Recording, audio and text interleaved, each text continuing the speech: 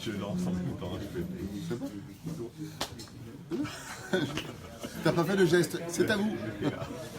Tov, yalla, boker tov, Hashem Hashem, Nasem Nasliach. Miché, Mirda Sadam. Marbim, Simcha, Bezrat Hashem. On fera bien les dimanche un cours sur la Simcha. Imirtze Hashem. Un grand Mazel Tov pour tous les enfants d'Israël, puisqu'il y a beaucoup de mariages et des Brit Milot.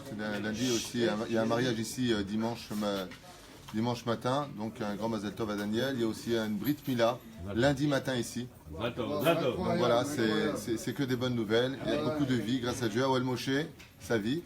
J'aimerais dédier ce shiur pour l'élévation de l'âme de ma grand-mère, puisque c'est ça Askara aujourd'hui, une femme exceptionnelle, une femme de qui il y a beaucoup à apprendre, qui est décédée il y a une quarantaine d'années, même plus encore, en 85 je crois qu'elle est décédée, il me semble, 84. Nousha Bat Henriette Chouraki, Aléa Shalom, les poivrons, c'est elle que vous nous parlez souvent pour les... Oui, c'est elle qui mettait les mains dans le feu et qui retournait sans problème les poivrons, ou qui prenait les entrecôtes, qui les retournait avec les flammes qui passaient à travers ses doigts, sans aucun souci. C'est vraiment... c'était incroyable. Mais c'était surtout une femme, puisque, juste avant de commencer un tout petit peu de Moussa, c'est une femme qui n'a jamais jugé les kaf Chova toute sa vie durant. J'en suis témoin. Elle n'a, en tout cas moi, de ce que j'ai connu d'elle, c'est une femme qui a trouvé du mérite à toute personne, et surtout ceux qui lui ont fait du mal.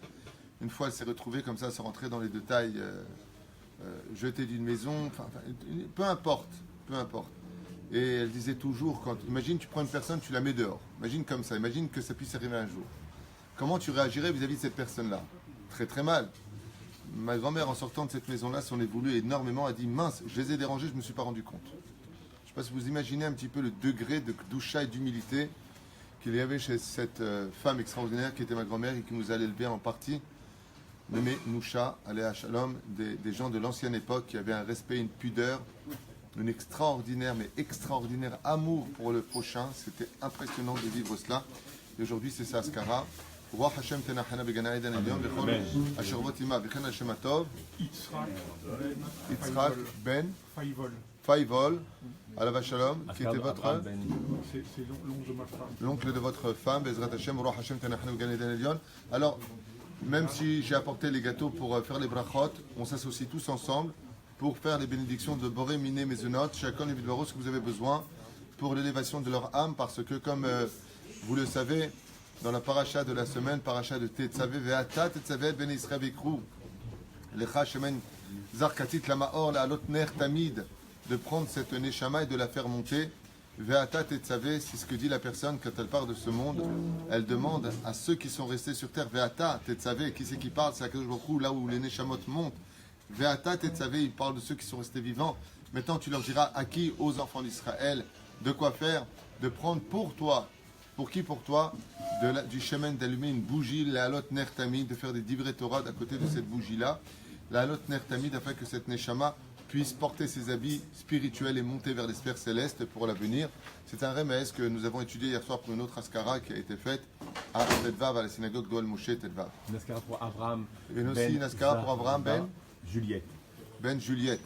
Abraham Ben Zarda Juliette. Ben Zarda Juliette. Je pense que c'est une vraie fois parce qu'on ne sait pas qui c'est Sarah Messaouda. Sarah Messaouda Bat Simcha. Je pense qu'il s'agit Sarah Bat Nina aussi. Une grande réfoua shlema pour notre amie Cathy, qui est à l'hôpital, mais qui ressortira bientôt Bezrat Hashem. Et que je trouve moi, je lui donne une très grande réfoua. Je fais un petit AVC. Donc, Ken. Yehoshua Ben Rachel. Yehuda Ben Eliyahu tous les matins, Bezrat Hashem, il fait partie de notre langage. Ma, Léa Bat Rosa, Chaya Bat Myriam, Sarah Talia Bat Efrat Myriam. Comment elle s'appelle, nous? Moratimi d'abord avec Dosha Bat Torah, une bonne réfoua shlema pour tous les malades d'Israël, Chaim Tovim ou Shalom, Yafa Bat Shemesh, David Ben Yosef, Kol Echad Ve'achad Ben Israël, Niske V'nichye Bezrat Hashem, que des bonnes nouvelles pour vous. Amen. Attendez juste un instant, j'ai aussi un nom à donner. J'ai oublié, excusez-moi. Je ne veux pas l'oublier. C'est du tout que je veux, c'est ça que je veux. D'abord, je remercierai aussi David Soussan, Hachem Yeshua Hayom Tovim Shalom. Jonathan Bar David Ayakar, que Dieu le bénisse sur toutes ses œuvres. Sans oublier Michael El Malech. Hachem Ivarech Otra Bakol Mikol Kol. Je voudrais. Je m'excuse pour le temps qui est pris, mais. Pour noter sur la. Hein? Nusha Bat Henriette Chouraki. Voilà. Non, c'est tunisien. Mais c'est plus important. Depuis qu'on est en Israël, il n'y a plus d'Algériens, Marocains, Tunisiens. Grâce à Dieu, il n'y a que des Hébreux ici. Tov. Eliecheskel ben Rivka. Une grande réfouach lema, vachlama meira lechem tovim shalom. Amen d'amen. Je voudrais dire quelque chose d'important sur Purim.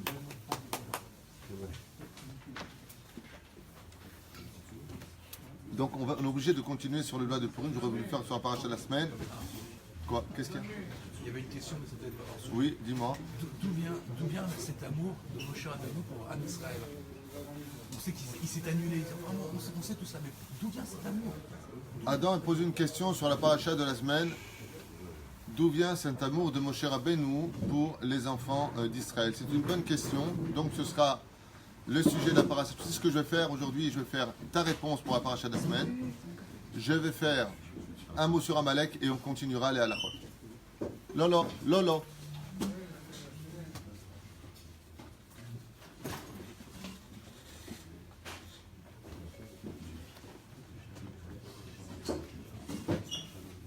Pour pouvoir répondre, Ken, j'ai aussi des choses à régler dans ce Beth Midrash. Quand des gens rentrent ici pour déranger des Avrechim qui étudient la Torah, je suis obligé d'agir parce que devant la Torah, il faut se lever comme un lion, en l'honneur de la Torah.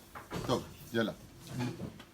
Adam pose une question, il dit comment Moshe il a réussi à travailler son amour pour le peuple d'Israël, puisqu'il dit Machanina misifrecha asher katafta, efface mon nom de ta Torah que tu as écrit. Vous savez que il y a 12 parachiotes dans le livre de Bereshit, comme je l'ai expliqué hier soir pendant la Skara, et puis nous avons ensuite la 8e paracha du livre de Shemot, donc Shemot, Vaera, Bo, Beshalach, Yitro, Mishpatim, et pour finir, ce qu'on vient de lire, Teruma, et donc la 8e, Tetzavé.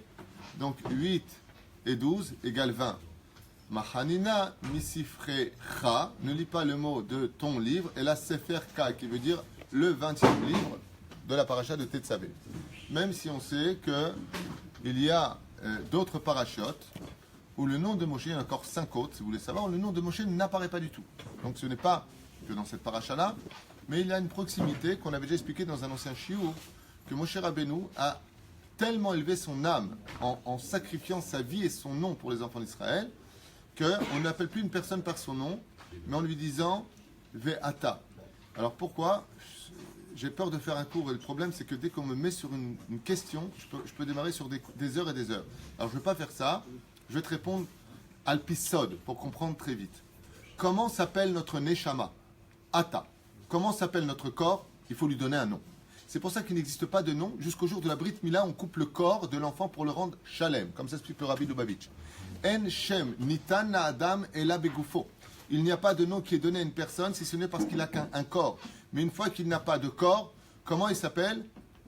En Sof Baruchu. Nous sommes Chelek Elokam Imal. C'est pour ça que nous disons dans la bénédiction Baruch Ata Hashem. Ce Ata dont on parle, ouais, si vous comprenez bien, le mot Ata s'écrit en hébreu Aleph Taf He. De Aleph jusqu'à Taf, c'est quoi Aleph Taf? C'est tout l'alphabet. He, la lettre d'Hachem. De Aleph jusqu'à Taf se trouve Hachem. Peroucha Davar, du début à la fin de toute création se trouve Hachem. Baruch Ata.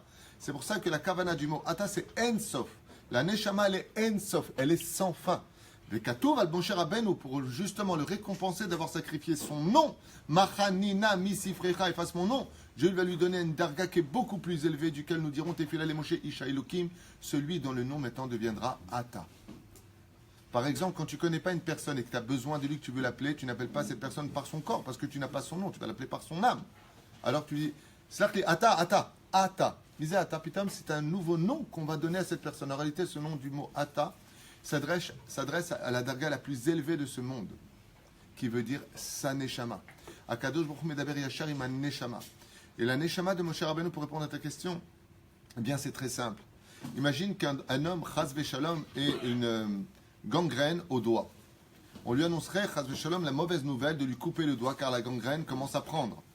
Est-ce qu'il dirait, espèce d'enfoiré, je vais te défoncer ta tronche, petit doigt, ah là là, on va te couper, je vais être content, demain ça va être ta fête, ou est-ce qu'il a les boules, il dit quoi, je vais perdre un doigt?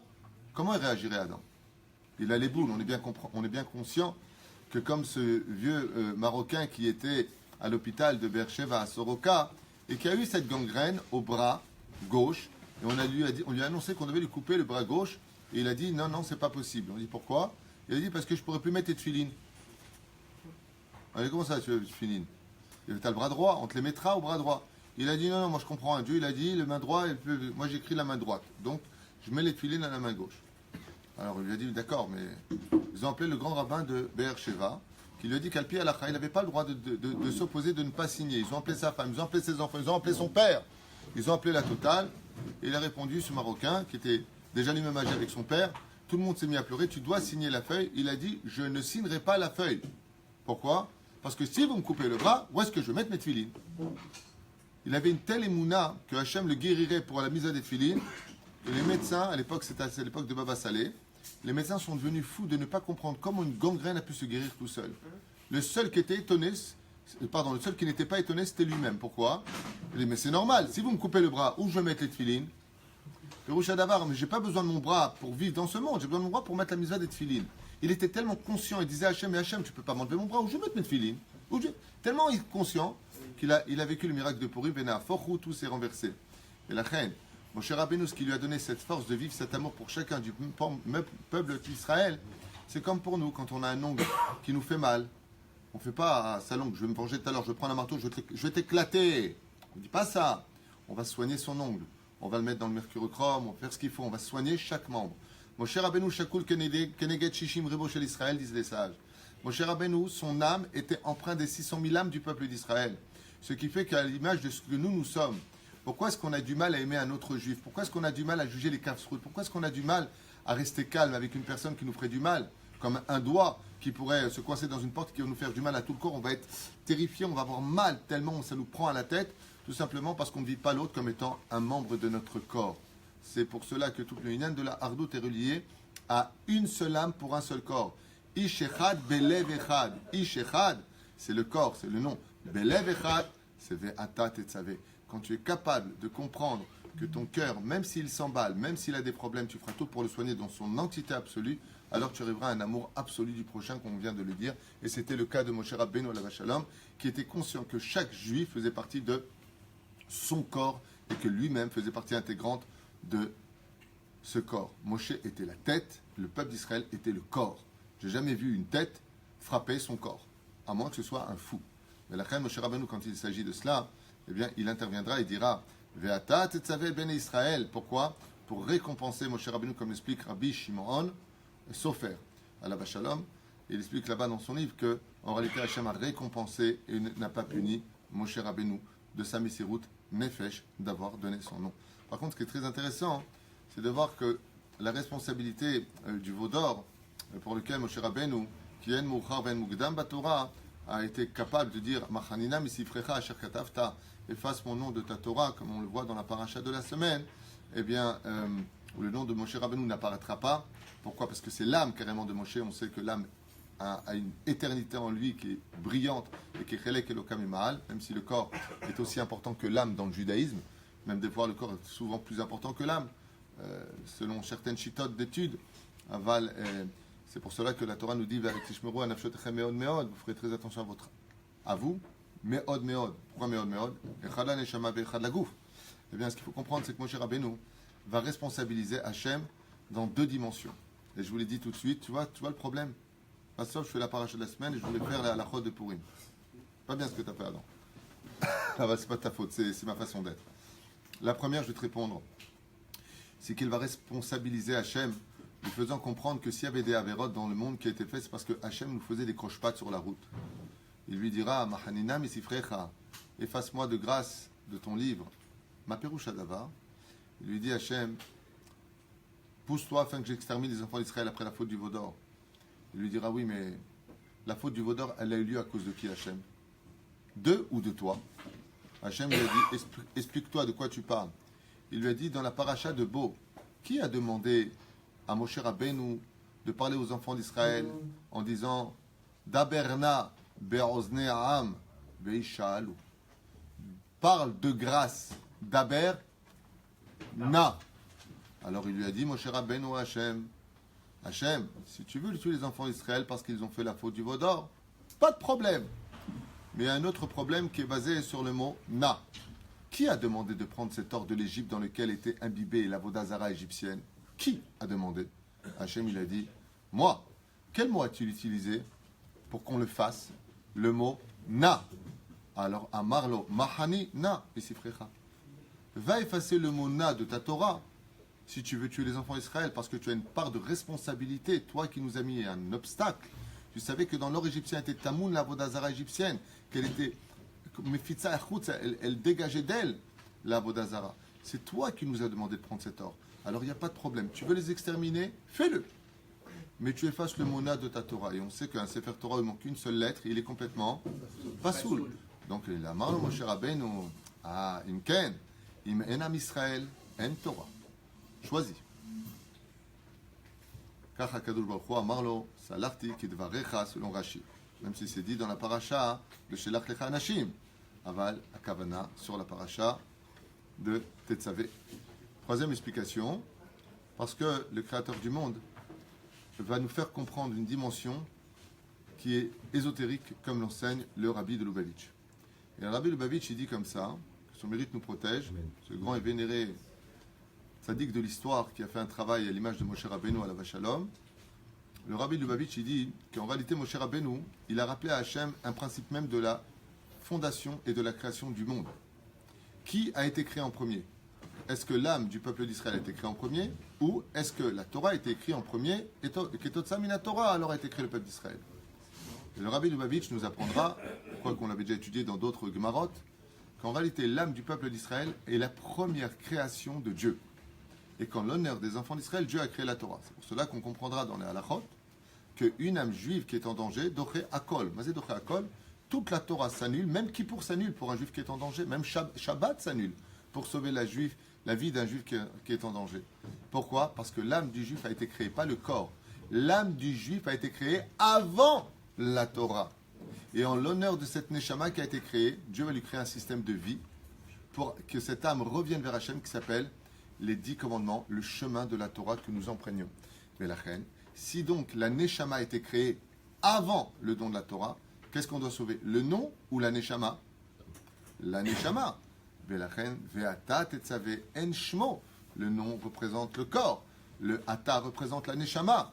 Velachen, dans cette paracha Gdosha, on vient nous faire comprendre que si Dieu lui dit Machanina misifrecha, si Moshe Rabbeinu dit à Dieu, efface-moi mon nom de Tkivyachol, Machanina. Il n'y a pas marqué derrière Hagav mon nom, Machanina. Il n'y a pas marqué Machani Shemi. Il n'y a pas marqué Shmi. Marqué Machanina misifrecha. Efface-moi, moi. Mais c'est qui moi? C'est la Neshama. Qu'est-ce qu'il voulait dire Moshe Rabbeinu? Dire Hachem, si les enfants d'Israël ils ont entravé ta Torah où tu as dit vous ne ferez pas d'Avodah Zara et que tu veux exterminer ce peuple, ouais, il y a juste un problème. C'est que ce peuple-là, il est plus grand que la Torah. Alors les mains d'Avardomé, j'aimerais vous donner un machal et finir avec ça. À quoi cela ressemble? À une époque en Chine et un petit peu ailleurs dans certains pays, quand on avait de l'électricité, elle ne marchait pas avec une centrale électrique. Elle marchait avec une dynamo. Okay. Elle marchait avec une dynamo qu'il fallait faire tourner. Comme par exemple les bicyclettes à l'époque. Quand tu voulais de la lumière, tu mettais ta dynamo sur la roue et le système de rouage donnait de la lumière pour créer ce qu'on appelle un mouvement électrique. C'est-à-dire? Eh bien, c'est exactement la même chose. L'ampoule, c'est la Neshama. Le fait de faire le vélo, pourquoi je vois les Chinois? Parce qu'on prenait à l'époque les Chinois pour faire de la bicyclette sur place, qui en réalité, avec ce rouage et ce système, donnait de la lumière. On est d'accord? Il dit c'est exactement pareil. Takshivo et Tev. Il dit la Neshama du juif, elle brille. Mais qu'est-ce qui lui donne toute sa clarté? C'est quand il y a des gens qui étudient dans les yeshivot et dans les kolélim, ils étudient la Torah. Ce sont eux qui sont en train de faire de la bicyclette pour faire briller toutes les Neshamot d'Israël. Mais la reine, nous avons besoin de cette Torah. Amaralo akadosh baruch hu ve'ata tetzave. Quoi? le moment et la Kedusha des enfants d'Israël. Qu'est-ce qui relie le monde de la Kedusha spirituelle et le monde de la matérialité? C'est le Kohen Gadol. À qui nous donnons les Maasrot, qui est le Chelek, les Terumot ou Maasrot, qui est le Chelek spirituel de la matérialité? Au Kohen. Après, ici, on viendra parler des Begadim, du Kohen Gadol. Et le Kohen Gadol, qui est dans un monde de transition entre le monde matériel et le monde spirituel, feront partie de Ve'atat et Ben Israël, dit aux enfants d'Israël, parce qu'ils vont vivre, que tout ce qu'ils ramasseront avec leur corps puisse servir le monde de la Kedusha, puisque, en réalité, la Neshama du peuple d'Israël est venue avant même la création de la Torah. Et c'est ce qu'il dit le Rabbi Lubavitch. Tu ne peux pas tuer un peuple pour lequel tu as écrit ta Torah. Donc s'ils ont entravé ta Torah, oui, tu ne peux malgré tout pas enfreindre l'âme du peuple d'Israël. La reine Katour, Israël Shechatou, Israël Hu. Vas-y, Israël Shechatou, Israël Hu.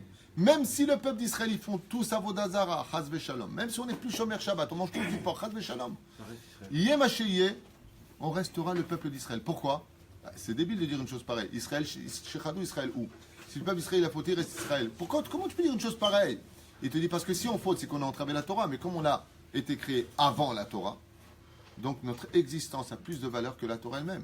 Et c'est pour cela que la Torah s'annule pour concrétiser la vie d'Israël, comme par exemple nous dit le Shulchan Aruch, est-ce que j'ai le droit de vendre un Sefer Torah? Je le vends. Pour marier un juif? Réponse, oui. Si c'est pour perpétuer la vie du juif, pour créer une famille juive dans le peuple d'Israël, j'aurai le droit de vendre un Sefer Torah pour avoir l'argent et marier ce juif. Pourquoi? Parce qu'en réalité des réalités, la Torah n'est autre que le tremplin du service de la Neshama du juif entre l'homme et son créateur. La Torah n'est pas un but en soi, mais la Torah est le moyen pour le but à atteindre. C'est comme si qu'une personne prendrait une petite échelle courte et voudrait monter jusqu'à son roi. Donc il ne veut pas être Shomer Shabbat, il ne veut pas être Shomer Mitzvot. Il prend une petite échelle, il va les taper. Allez, je suis un bon juif, je vais donner un peu de tzedaka, mais je ne fais pas des filines, je ne fais pas Shabbat. Tu as pris une échelle, c'est bien. Seulement le seul problème que tu as, c'est que tu ne pourras pas atteindre le Créateur du monde. La Torah est une échelle qui nous permet de rejoindre le Créateur du monde. C'est le chemin le plus rapide qu'un homme pourrait trouver pour l'Eidabek Bakadosh Baruch Hu.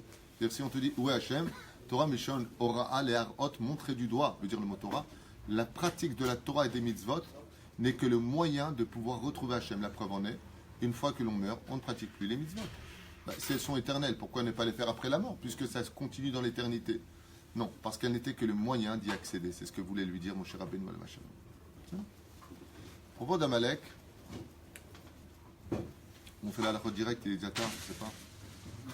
Il y a une dame, elle a dit, si vous pouvez continuer, c'est trop beau. Ah. Sauf que continuez s'il vous plaît, c'est trop beau. Non, mais c'était pas le cours d'aujourd'hui, Sophie, c'était juste pour répondre à la question d'Adam, qui à chaque fois il vient ici, il nous met des bâtons dans les roues. Nous, on veut faire rouler la bicyclette. Ah bah. Ah bien, cher Cohen, le responsable, d'ailleurs, si vous êtes content des films qui sont faits, c'est essentiellement dû à Adam, à Shlomo à l'époque, et aujourd'hui à cher Cohen, Bezrat Hashem, et les autres. Aussi Isra Cohen, Baruch Hashem, on a eu à l'époque Fitoussi aussi qui courait pour filmer. Voilà, c'est eux qui ont pris cette initiative. Et bien entendu, à la base, c'est Jérôme Sanigou qui m'avait poussé absolument à filmer mes cours. Ça fait plus de 20 ans, 22 ans que j'enseigne, que je fais des séminaires, c'est pas depuis hier.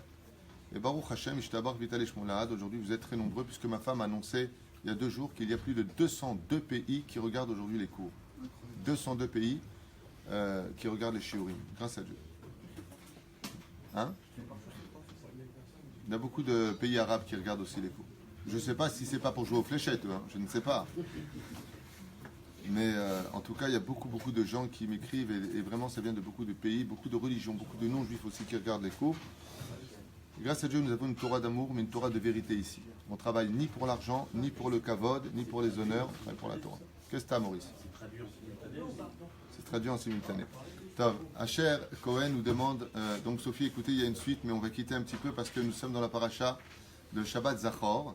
Et Shabbat Zachor nous parlera de quelque chose qui demande réflexion, comme l'enseigne le Rav Yonah Metzger, que Dieu lui donne une grande santé, L'Haim Tovim Shalom.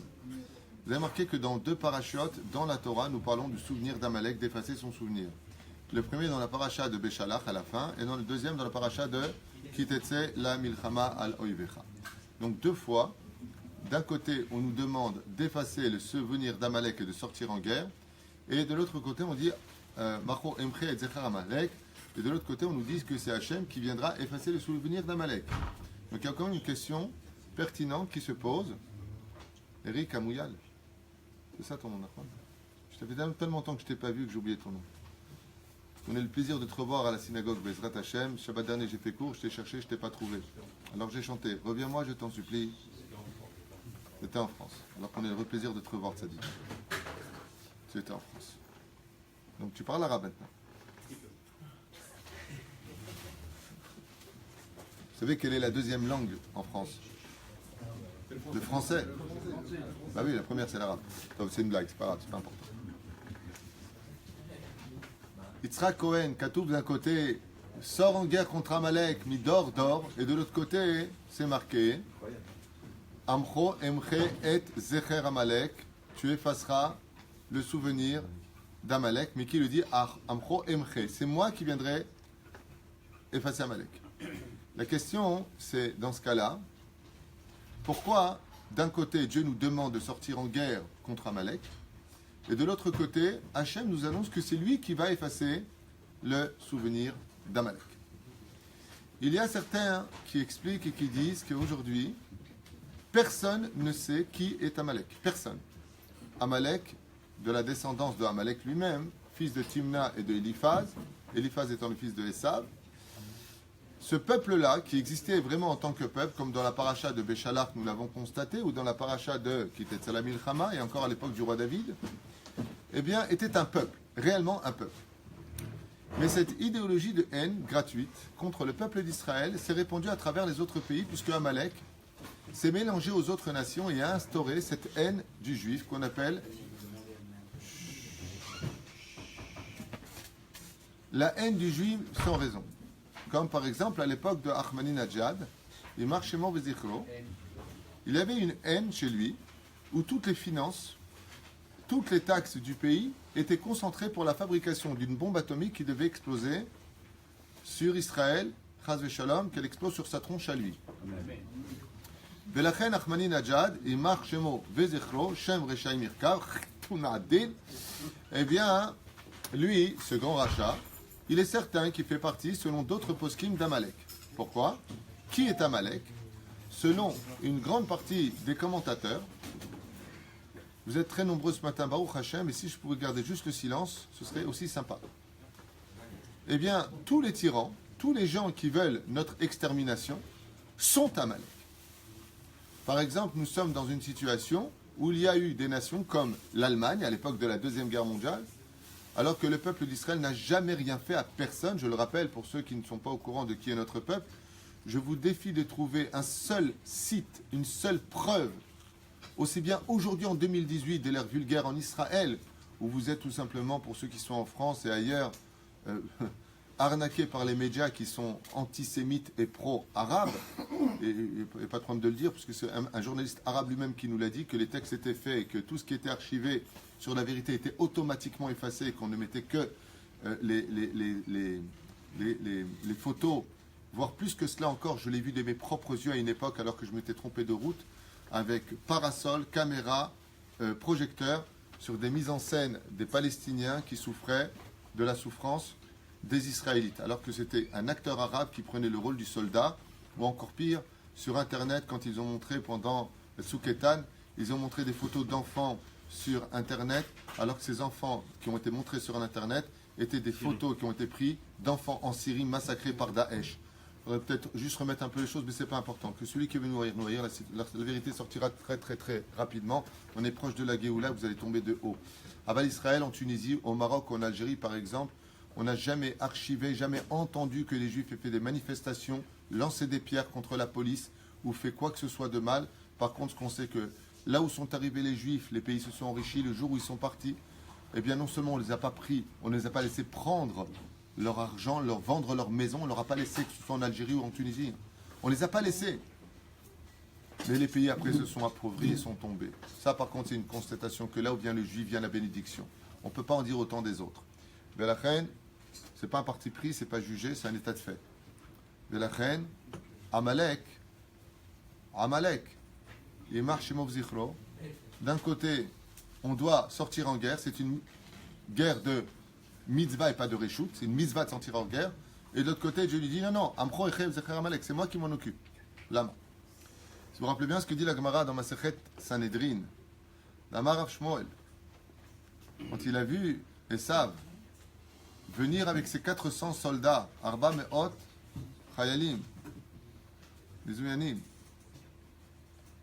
il y a marqué Ra'oto ke Chassid, Vera'oto ke Racha. Amalek, il a deux façons d'apparaître dans l'histoire. Ou il vient en tant que ami, ou il vient en tant que Racha. Amalek sait se déguiser. Amalek, pour approcher, il sait comment faire. Il sait comment s'acheter. Il sait plutôt acheter le cœur de l'autre. Il sait donner de l'argent en lui faisant comprendre que toi et moi, on est amis. Ouais. Et Akadosh Baruch Hu Boré Olam nous a mis en garde. Tu devras exterminer qui chez Amalek? Hommes, femmes, enfants, tout le monde. Enfants, animaux y compris. Enfants. Alors écoutez bien ce que je veux raconter, un état de fait que vous lirez dans la biographie d'un des plus grands rachats de l'histoire qui s'appelait Hitler. Hitler est né dans les Tyrols. Il n'est pas né en Allemagne. Il est né en Autriche. C'était un Tyrolien qui vivait dans les montagnes de Vienne, là-bas, quelque part dans un bled perdu dont le nom m'échappe maintenant. Et ce personnage odieux qui était Hitler, à l'âge de 6 ans, est tombé gravement malade.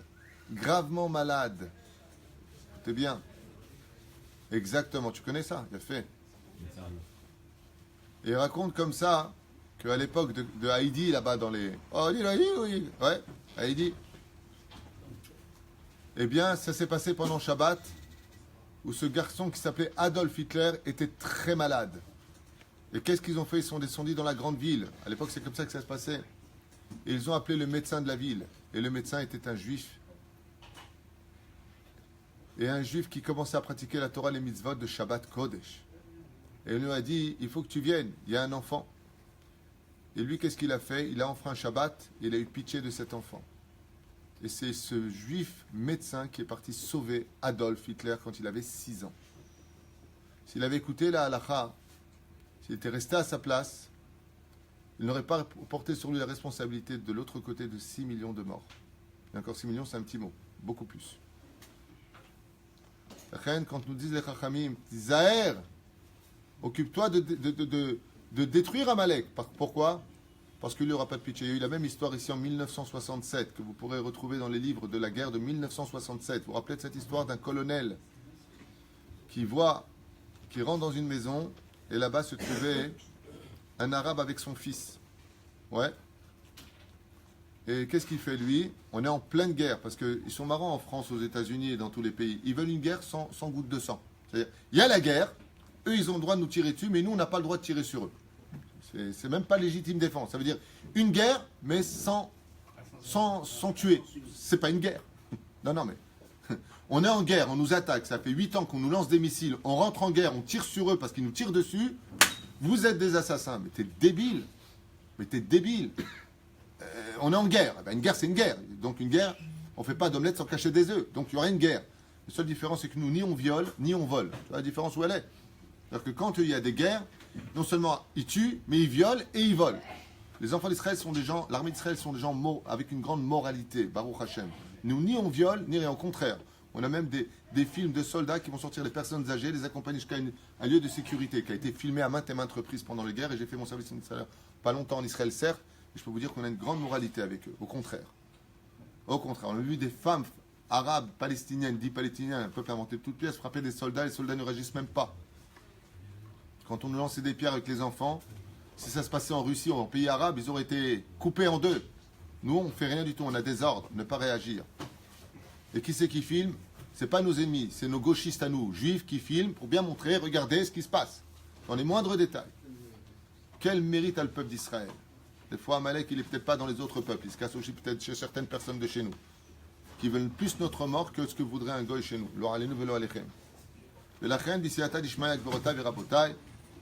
Des fois, Amalek, quand il vient en tant qu'ennemi, quand il vient en tant qu'oyen, veoyev, alors tu sais qui il est.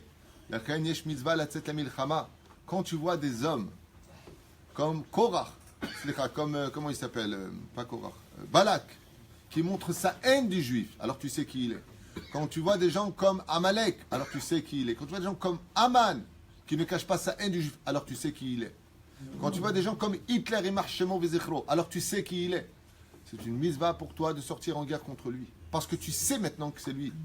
Mais quand Aman se déguise en ami, quand il se déguise en chassid, alors là, par contre, tu es piégé. Et la reine Katou, d'un côté, tu sortiras en guerre, qui était Tzelam Milchama, et ça finit par demander la guerre contre Amalek. Alors c'est à toi de sortir. Mais quand Amalek se déguise en ami, et que tu n'as pas vu que c'était Amalek, Dieu il dit, ne t'inquiète pas, moi aussi je prends la mitzvah de Amcho, Emche et Zecher Amalek. Je viendrai moi-même effacer le souvenir de Amalek. זה פירוש הדבר. לכן מצד אחד כתוב ככה, ומצד שני כתוב ככה. Quand tu ne sais pas qui est Amalek, dis Hachem, c'est moi qui m'en occuperai.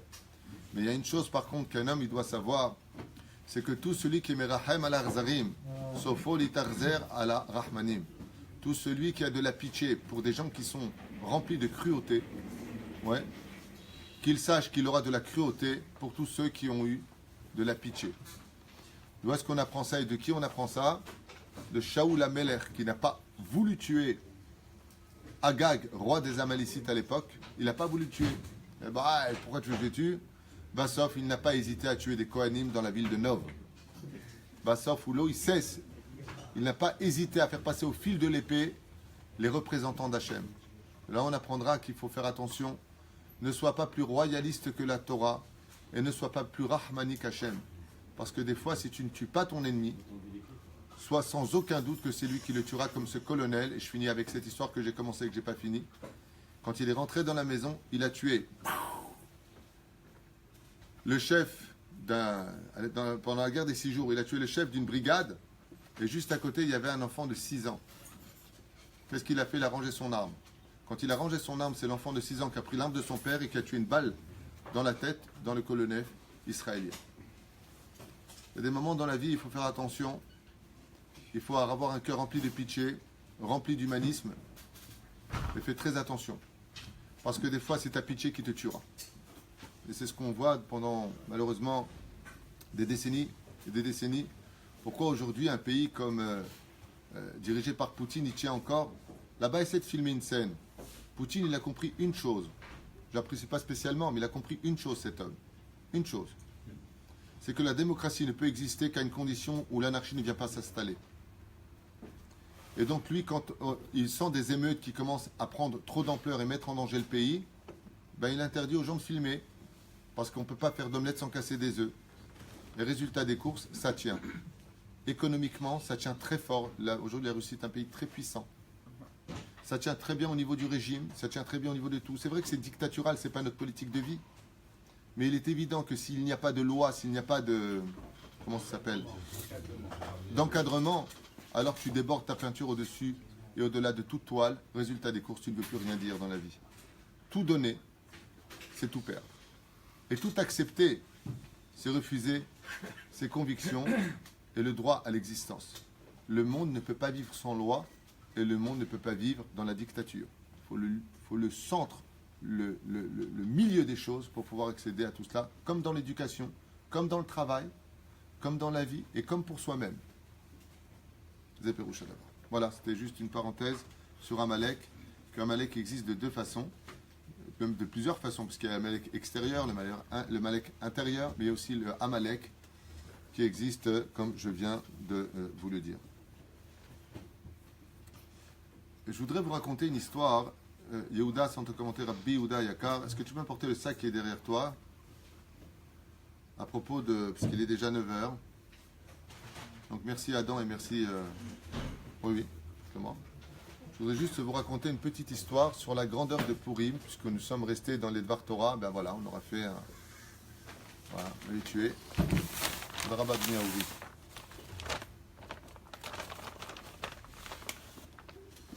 Je ne me rappelle plus de la cause et de la raison, mais c'est vraiment quelque chose de très beau à vous raconter, une très belle histoire que vous pourrez raconter Shabbat Kodesh.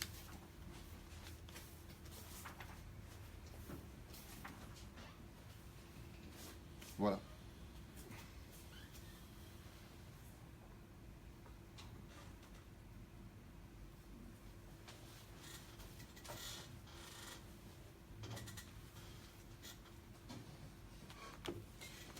On raconte comme ça.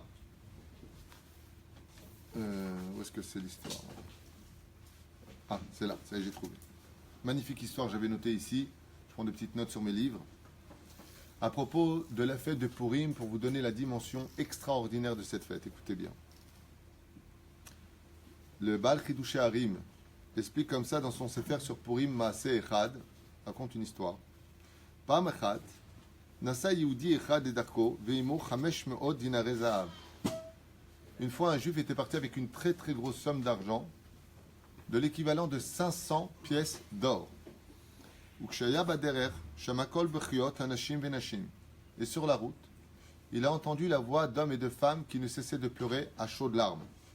Shayoub Bet Assoar, qui était enfermé dans une prison. Et on était en train de les torturer jusqu'à atteindre le seuil de la mort.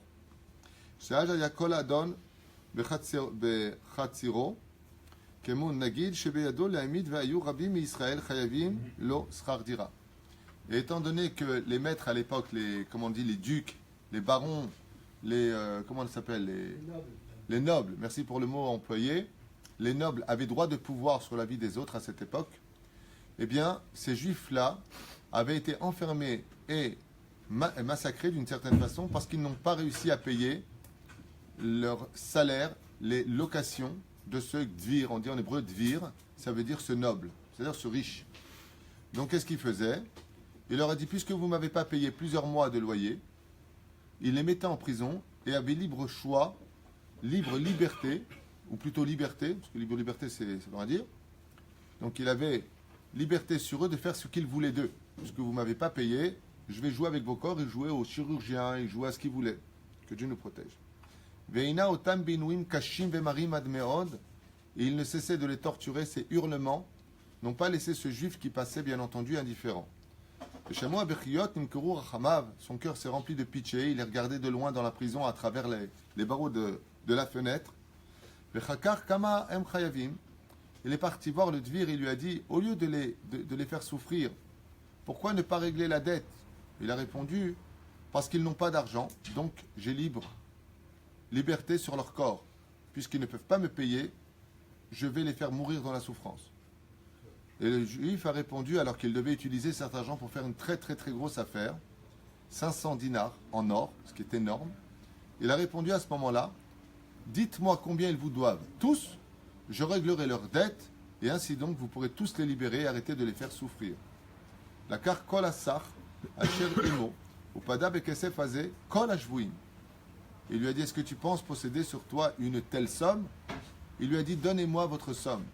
Il lui a répondu, la globalité de tous les gens que tu vois ici, sur tous les mois qu'ils ne m'ont pas payé, s'approche des 500 dinars d'or. Est-ce que tu aurais une telle somme? Il va dans sa charrette, sort sa caisse et lui dit, voici 500 dinars en or, libérez-les tous. Et ainsi fut fait. Il les libéra et tout le monde rentra chez eux. Au moment où cet homme, écoutez bien cette histoire comme elle est belle, donna cette caisse en or à ce dvir, à ce gouverneur, si vous voulez, il y a eu un tremblement comme jamais on l'aurait entendu dans le ciel, jusqu'au trône divin. Le trône divin, bon c'est une image bien entendu, Ra'ash gadol me'od bashamayim mi godel ma'aseu shelaish. L'action de cet homme-là qui a été prêt à renoncer à toute sa fortune, pour sauver des juifs qui étaient en danger de mort, ça s'appelle Pidyon Shivuim, qui est la plus grande tzedaka. Sauver un juif de sa situation, ça s'appelle Pidyon Shivuim, vezeh shaveh milliard. ויצא הפסק בבית דין של מעלה, שכל מה שיגזור האיש הזה, כן יקום ויהיה. Quel חידוש extraordinaire. Dieu a réuni le Beddin, le Sanhedrin dans le ciel, et il leur a dit, regardez l'action de cet homme qui a été prêt à vendre tout ce qu'il avait pour sauver la vie de quelques juifs. Le Beddin dans le ciel a fait une xéra et a dit, jusqu'à la fin de sa vie, tout ce qu'il sortira de sa bouche, tout ce qu'il demandera se réalisera. On ne parle pas d'un rabbin, on ne parle pas d'un tzaddik, on parle d'un homme simple qui avait compris que la valeur d'un juif valait tout l'or du monde. Le Beddin dans le ciel a déclaré automatiquement tout ce que dira cet homme, tout celui qui bénira, il dira par exemple, ah j'aurais bien voulu acheter cette maison, il l'aura le jour même. Ah je voudrais bien, tout ce que tu diras, tu l'auras. Regardez combien vaut la vie des juifs dans le ciel. Écoutez la suite, c'est encore plus beau. Tout ça c'est pour expliquer Purim. Seulement, comme le créateur du monde, Oulam, Chacheshou, les tzadikim se sont levés dans le ciel et ils ont dit, hé, Hachem, c'est à double tranchant. Shema yirtze lichiot lechayot metim. Il dit, mais alors si maintenant cet homme-là, il a un tel pouvoir, c'est un problème. Parce qu'imaginez demain qu'il aille au cimetière et qu'il voit une veuve qui pleure son mari. Je ne peux pas vivre sans toi, mon mari. Il dit, aïe, allez, vaille, il ne serait pas mort, ça n'aurait pas été mieux. Et là, lui, il se relève de la mort. Il dit, il risquerait de faire triatamétim. Il risquerait de faire des choses qui seraient anti-loi dans le ciel, dans le sens où tout a été créé selon la nature des choses. Il y a un roulement dans la nature. Il pourrait même demander demain le Mashiach. Est-ce le temps? Et le Créateur du monde a dit, vous avez raison. Alors agissez. Écoutez bien comme c'est beau maintenant. Kéfi Apsak, qu'est-ce qu'ils ont fait? Ils ont dit, d'accord, on va lui donner le pouvoir de la parole, que tout ce qu'il demandera, il aura. Seulement, chez Kol Kashotavit Malou, on restera dans le psak, seulement afin d'éviter qu'il demande des choses qui soient contre nature. Gazrou alav gamken sheye shatian. On va mettre en lui un virus qui est, je ne pourrai pas, il est addict à l'alcool, je ne pourrai pas me passer d'alcool. Et dans le ciel, Gazrou alav, qui sera constamment, et toute sa vie jusqu'à la fin de son dernier souffle, shikor. Pourquoi? Parce qu'un shikor, il n'a pas toute sa tête. Il dit, il est mort, il est mort. Un jour, il y a Triatametim, il se relèvera là-bas. Il n'a pas sa tête. Il dit, Velekachaya, Rov Azmanim Shikor. Et cet homme-là était la majeure partie du temps saoul. Velo Ayachol Asot Klum. Et Bassof, il n'a pas pu faire grand-chose avec ce pouvoir qui lui a été donné du ciel pour ce grand geste d'avoir donné pour sauver la vie des Juifs. Explique maintenant le Chidush Harib, un Chidush Nifla. Et il dit comme ça, écoutez bien. Ukemochen bepurim. Yesh kolkach et ratson. Il faut savoir, dit le Chidush Harim, le jour de Purim, il y a une telle volonté de faire la volonté des Juifs sur terre ce jour-là, tout comme nous faisons Mishloach Manot, Matanot Laivyonim. Nous sommes tous des pauvres. Et nous sommes tous un petit peu nous l'obécéder avec Hachem, parce qu'on ne fait pas Torah Mitzvot, dit le Chidush Harim, pas comme il le faudrait. Donc Hachem aussi doit accomplir la mitzvah de Mishloach Manot ou Matanot Lavyonim. Comment est-ce qu'Hachem il le fait? Il dit le jour de Purim, le Créateur du monde, il s'approche du cœur de chaque Juif et il lui dit, et toi, qu'est-ce que tu voudrais? Pourquoi? Parce qu'on doit donner aux Juifs, selon les moyens que nous on a. Un milliardaire, il ne peut pas donner un billet de 1000 shekels à un pauvre. Pourquoi? Mais tu es milliardaire, tu dois donner au moins 1 million. Il dit le Créateur du monde, lui, ce jour-là, il est sans limite. Donc ce que tu demandes à Purim, tu auras. La reine, il dit comme ça. Comme tu as compris que le Bedin a dit, attends, mais si à Purim, tout ce que demanderont les enfants d'Israël, ouais, tu le leur donneras, alors peut-être qu'ils boivent du vin. Pour ne pas qu'ils demandent des choses qui les donne-moi plus que ce qu'il me faudrait, ou demande-moi des choses qui risqueraient de m'enlever du loin chemin, et dit le Chidush Harim. C'est le fait. Il dit le Chidush Harim, si les gens ils connaissaient la Gdusha et la grandeur de la fête de Purim, on ne dormirait même pas à Purim. On passerait notre temps dans la Hitbodedut et dans l'étude de la Torah. Alors le Créateur du monde dit non, tu vas t'occuper. Fais Mishloach Manot, fais Matanot Laivyonim, fais le Mishté, bois du vin. Il dit pourquoi bois du vin? Il dit afin que tu ne sois pas de saloul à demander des choses qui iraient au-delà de ce que tu as besoin. Parce que ce jour-là, Dieu veut tellement plus donner que ce que tu as demandé qu'il serait préférable que tu boives un peu de vin. Je t'ai mastou, la reine qui a marqué là-bas, jusqu'à ce que tu t'endormes avec ton vin.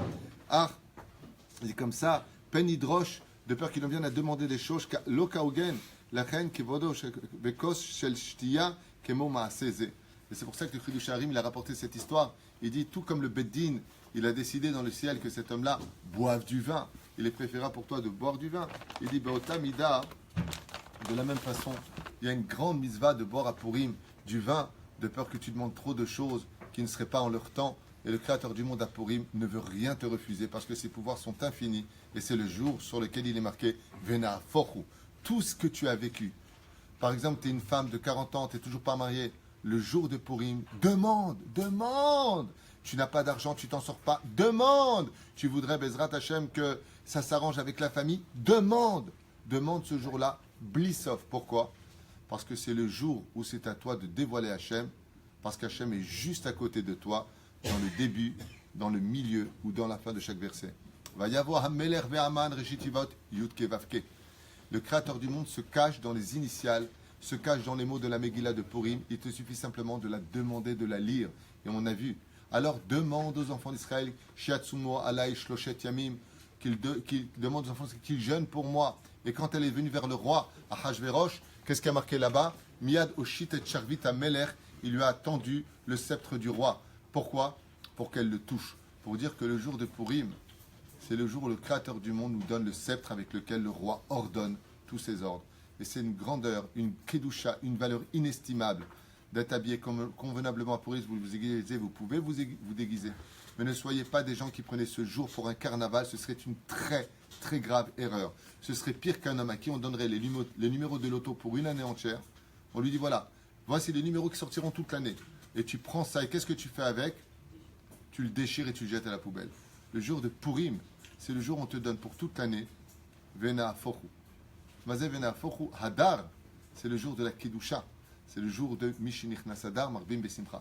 Tu peux avoir beaucoup de joie dans ta vie si tu sais profiter de chaque seconde de la fête de Purim en dansant, en faisant le shalom avec tout le monde, en apportant Mishloach Manot, Bezrat Hashem, qui est le Shlom Bayit à la maison, qui est la Kedusha à la maison, et de dire tu sais pourquoi aujourd'hui je suis tellement heureux? Pourquoi? Parce que je parle avec Hashem. Et tu verras que toute notre situation, Bémet, elle peut changer. Si tu as des problèmes pour des problèmes de Shlom Bayit pour l'argent, alors t'es Bakesh mi Hachem. Tu dis Hachem, aujourd'hui c'est Purim, je bois un peu de vin. Dieu dit bois du vin, bois. Bezrat Hachem, la Giltoro la dira, on n'aura pas fait d'alachot, on se reverra Blineder dimanche matin pour l'alachot de Purim et nous préparer à cela. Vous avez eu Paracha, vous avez eu Amalek, Imarchemo, Vezichlo, et vous avez eu sur Purim. Voilà. Hazak Waro. Ah ouais, c'est incroyable. On a même eu les pains au chocolat.